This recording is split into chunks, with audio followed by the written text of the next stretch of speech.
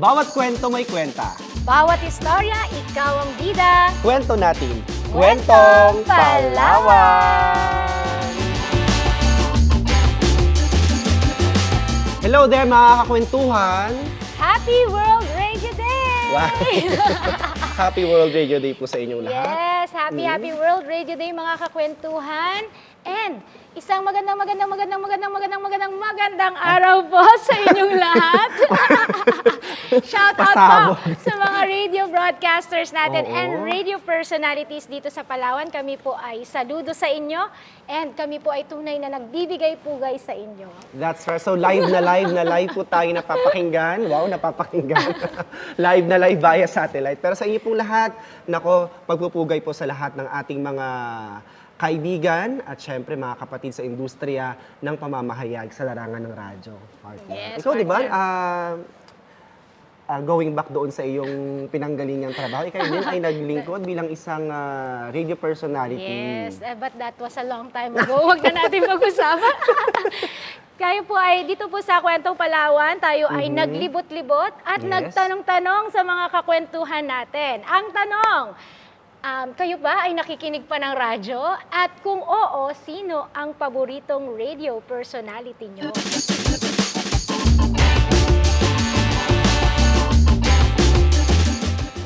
Yes po. Pag nagda-drive, pauwi or papunta ng work, ganun. Paminsan-minsan sa car, habang nag-riding, ganun, syempre may pakinig paminsan. May time na walang internet, so radio talaga. Po, nakikinig po kasi po dahil sa lola ko din po. Information po talaga ng lola kasi maaga din po kasi siya nagigising. So naririnig yung boses po ni Mama Donna sa radyo po. So nakakahikayat po yung kanyang boses. Madalas kong napapakinggan si Papa Boloy kapag natitsyempohan ko siya sa radyo. Kasi witty ng mga banat niya. Minsan kahit seryoso yung usapan, nagagawa niya mag-joke, ganun. Madalas po is Talk to Papa and mga love story na mga radio story, ganun. Si Sir Jomong at saka si Jomong Ostares at saka si CJ Andres. Si partner sila tuwing umaga at saka maganda sila mag-tandem ng kanilang programa kasi masaya, nakakatawa, at saka hindi ka maano sa kanilang programa. Ako partner, talagang napakinggan natin kung sabihin nakakatuwa, no? May mga ilan pa rin tayo mga kababayang Palawenyo. Talagang nakikinig pa rin ng radyo kahit na nasa digital age na tayo. Alam naman natin may mga pagbabago, no? Pero nakakatuwa, may radyo pa din. Pero ikaw, kung tatanungin ka, dahil narinig natin yung kanilang mga sagot, ikaw ba, sino ba ang paborito mong radio personality at anong paborito mong pinakikinggan? Ako yung idol ko talaga sa radyo, si Nicole Yala. Kaya ako siya ginaya kanina. Ang mahiwagang Burnay. Nakakatuwa talaga. Tsaka yung tambalan nila ni Chris Chuper sa oo. Love Radio. Ako naman kasi nakakatuwa. Gusto kong balikan yung yung tawag Radio dito, drama? Radio drama, Oh. particularly si Tia Deli, di ba, yung Gulong ng Palad. Nox, talaga nakikinig ka Oo, doon. kasi nung bata pa ako, talagang yan yung lagi pinakikinggan ng lola ko at yun doon sa community namin. Pag pinakikinggan mo yun, talagang pag inon na yung radyo, ibig sabihin, pananghalian na o kaya matutulog ng mga bata. Kasi siesta time yan eh. So nakakatuwa. DZRH yan, si Tia Deli Magpayo. Okay, that's nice to know, ha? Kasi may na-interview rin ako na influence din ng lola niya, yung pakikinig niya ng radyo. Anyway, marami dun sa mga, natin, na nakakwentuhan natin, Yes, that's no? right. Na talagang mas nakikinig sila ng radyo pag nagda-drive. Yun. So, multitasking talaga. Kasi sabi nga, ang radio, yung listening to radio, it's a secondary activity. So, may primary activity ka and then, nakikinig ka na while doing your thing. That's right. Kasi ako, to tell you honestly, bias ako sa radyo and music. Kasi syempre, nagtatrabaho ka, di ba, gawaing bahay, kaya parang nagre-relax ka. So may music and at the same time, may ginagawa ka pa yung multitasking yun. Correct. Kahit Diba? nga yung pakikinig nga ng balita, talagang sa bahay nagmumultitask tayo habang nagluluto, nakikinig ng balita. Para naman, parang kasi ganun tayo, we want to be updated, we want to keep abreast with the latest happenings para kumbaga aware tayo sa nangyayari sa community natin and we are well informed. And of course, yung ating Lamang. auditory skill. Auditory Oh, skill! Oo, yung ating auditory skill ay na-practice na enhance, diba? Talagang napakahalaga at importante ng pakikinig. Oo. So, napaka-timely and relevant kasi we are celebrating the World Radio Day, diba? Kaya talagang pagbibigay pugay sa ating mga radio broadcasters and radio personalities kasi somehow they help mold the community. that's No? right. They inspire action. Lalo ngayon, ang tema natin for World Radio Day ay radio and climate Climate change. change. Very timely din, Oo, lalo na sa naku. nararanasan natin dito sa Palawan. Nako, talagang yung mga binahan nating nakakalungkot. kababayan. Pero kumbaga, ano na rin siya eh. Kumbaga, isa na rin paalala sa ating lahat na sa pamamagitan ng mga pangyayaring ito, no, nakikita natin yung consequence niya. At higit sa lahat, napakahalaga pa rin ng role ng mga radio natin ngayon dahil sa pag-update ng mga kaganapan at higit sa lahat. Lalo na sa mga far-flung areas partner na walang Correct. internet Walang internet connection. connection, yeah. So, kumbaga, most used or source of information pa din ng ating mga kababayan sa mga barangay. Oh, tama yan, no? Kaya nga, nakita natin yung aktibong papel ng mga radio broadcasters natin, lalo na ngayong sa nararanasan natin dito sa Palawan, maraming areas ang binaha, and nandyan sila to inform as well as educate, no? Yes. Kasi ito, climate change, we have to inform our community how to mitigate the impacts of climate change. Papaano nga ba? Bawasan natin yung ating carbon footprint, hanggat maaari. Kung kaya natin maglakad na lang tayo or makipag-carpool para less na yung ating carbon footprint. So things like that. Tayo dito sa Provincial Government of Palawan, dahil tayo may Palawan Island Network na. Yes! Shout Yay! out!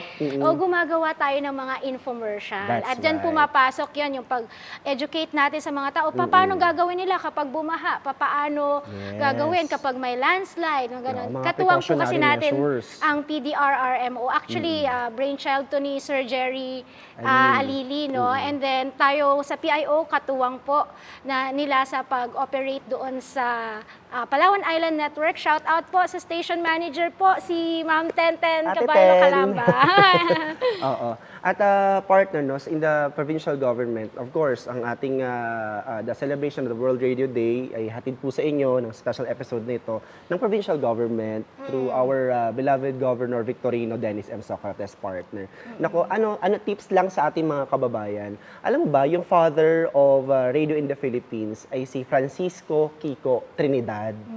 Oo. At yung kauna-unahang radio station na hanggang ngayon ay existing pa din ay ang DZRH, Wow, 'di ba? DZRH talaga. kauna-unahan sa Pilipinas. Okay, Nakakatuwa nice kasi trivia. hanggang ngayon ay nandyan pa rin yung mga radio stations na ito.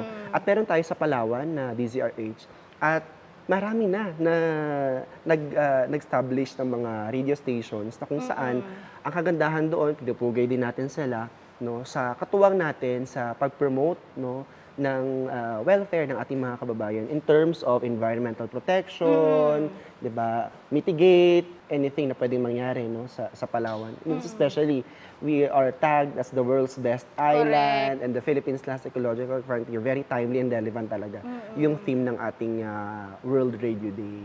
Okay. Ikaw ba, partner, may paborito kang radio station? Kahit sa national? Ano Kasi ba? Radio station, DZRH pa din. DZRH talaga. Loyal Shout to out the kay end. kay Tatay Ray Betita kasi siya yung ano Oh, natin. okay. Oo, Shout DZRH out pa po. rin. Kasi Okay. kumbaga parang feeling ko kasama mo na siya sa paglaki mo. Kasama parang kababata mo na siya. Kumbaga bahagi na siya ng paglaki mo. Kaya isa rin 'yun sa mga naging dahilan why I took up mass comm. Wow, na-inspire tayo sa kanila. Totoo yan. Ako naman, paborito ko yung DZMM, Radyo Patrol sa Sa East East 30. Trenta. Oh, di ba? Hinubog tayo ng mga Hinubog ganyan. tayo. Meron din, rin, syempre, nakikinig din po ako dun sa kabila, yung DZBB. Ano yun, ang ganda nung nila, yung sa station ID. So, Alam mo ba yung composer niyan ay yung na mayapang si Sir Jojo Calapardo, ang Bibigay pugay po. husband ng ating minamahal na si Ma'am Ana. And with that, nagpupugay rin tayo partner sa lahat ng ating mga local media partners, no? Sa larangan po ng pamamahayag sa radyo. In the provincial government partner, meron tayong a provincial ordinance number 2202 series of 2019. So ano nga ba ito, partner? Yan, ang Provincial Ordinance number 2202 series of 2019 ay ito pong ating ordinansa declaring the 13th day of February every year to be the commemoration of the World Radio Day. So ngayon yan. Dito sa Palawan. Ngayong araw Oo, yan. No? Correct.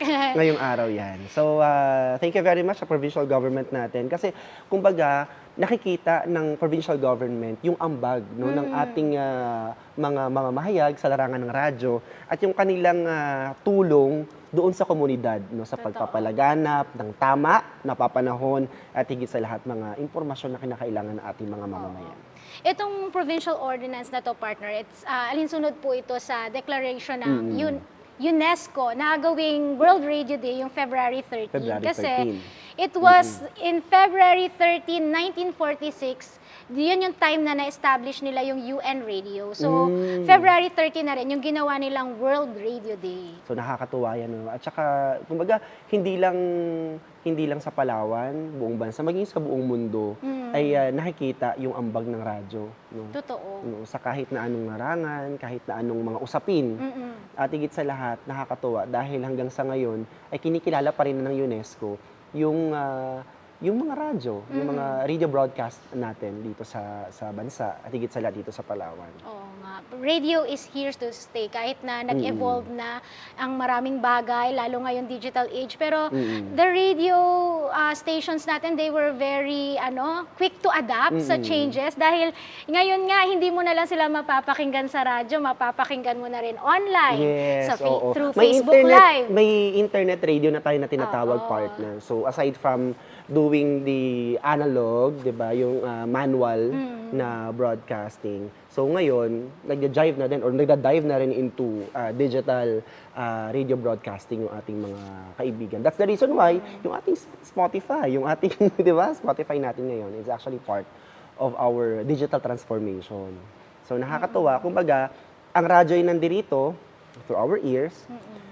Pero sa pagbabago ng panahon, nakikita natin na kumbaga nag-a-adapt. Oo. Dati nga mga DJs, hindi mo sila makikita. Ano kaya ang itsura nito? Parang mai-imagine mo na lang ano yung Oo. itsura niya. Sorry ha, pero Lalo lalo na iniidolo natin, hindi talaga natin nakikita. Tapos ang ganda ng back in the boses. days, ganun. Ang ganda ng boses talaga. I-imagine na lang tayo. I-imagine. Base sa personality na Oo. pinoproject nila, di ba, sa radyo. Sabi nga, radio is the theater of the mind. Sabi yan ni Yes, that's Steve right. Allen. So, yun talagang back in the days, ganun ang sitwasyon. Kasi baka hindi nakaka-relate yung mga Gen Z dyan eh. Nakagisa nila radyo, napapanood Oo. na rin sa TV, napapanood na rin through Facebook Live ngayon. Yes. Noon, talagang purely auditory. Kaya kumbaga, ipipihit mo talaga, di ba? Sana ba? 101.2, di ba?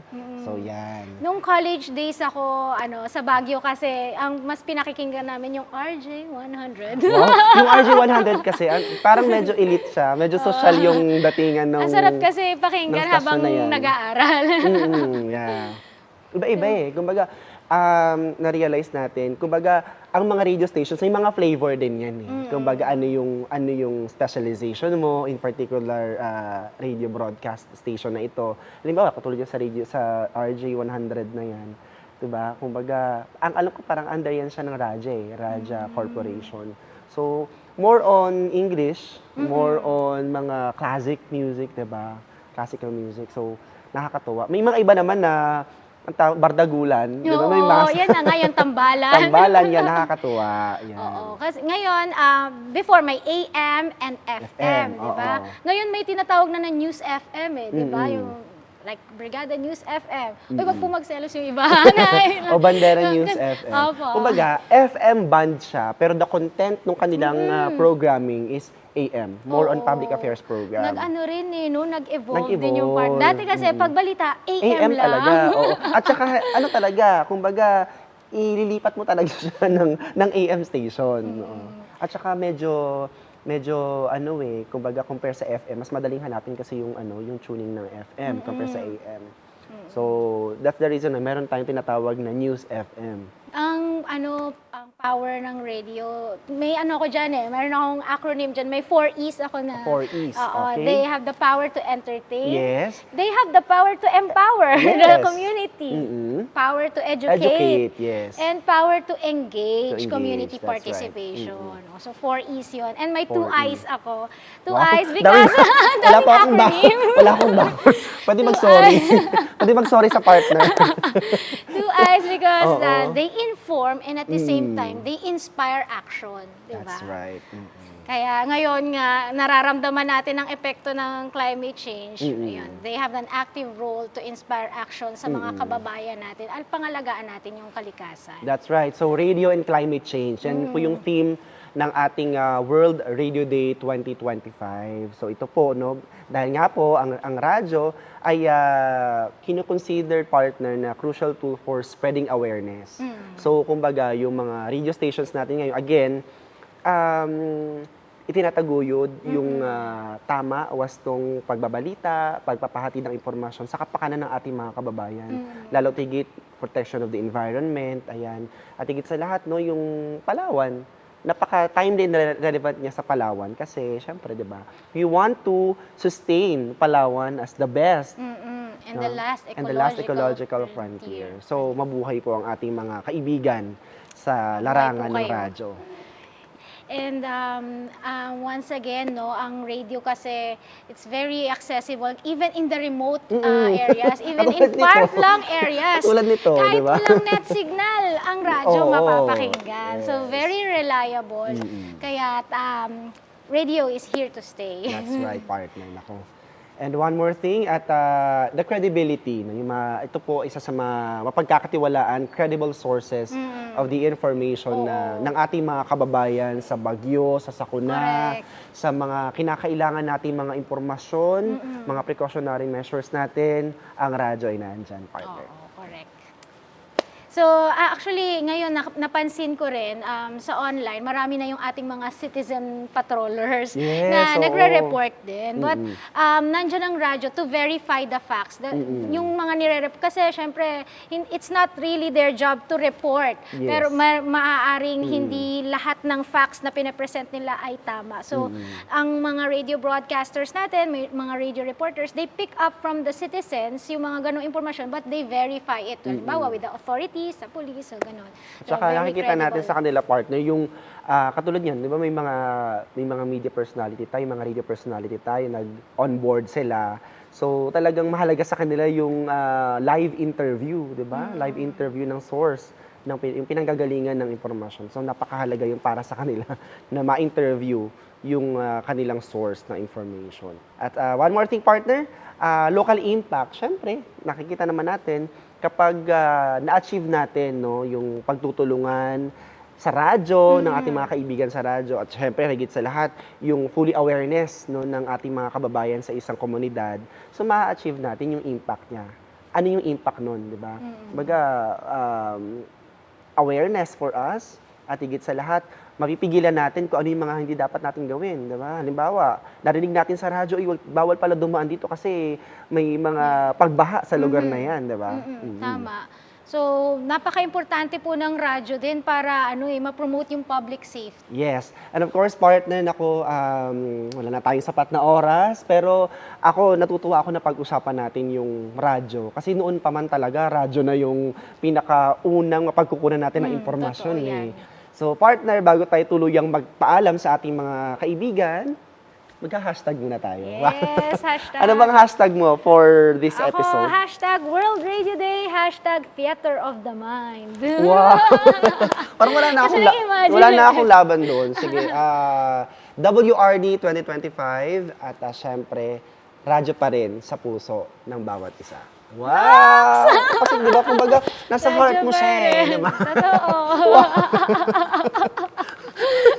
Well, anyway, sa inyo pong lahat, maraming salamat na ipatuloy niyo pong sundan, bisitahin at makinig ng aming pong mga special episode dito po sa ating Kwentong Palawan. Wala ganit pong kalimutang i-like, i-share at pusuan ng ating mga social media platforms ng ating Provincial Information Office. Sa ngalan po ng ating minamahal na Governor Victorino Denison Socrates, kasama po ang ating Provincial Information Officer, Attorney Christian J.V. Puhaw. Maraming salamat dahil sa bawat kwento, may kwenta. Bawat istorya, ikaw ang bida. Kwento natin. Kwentong Palawan!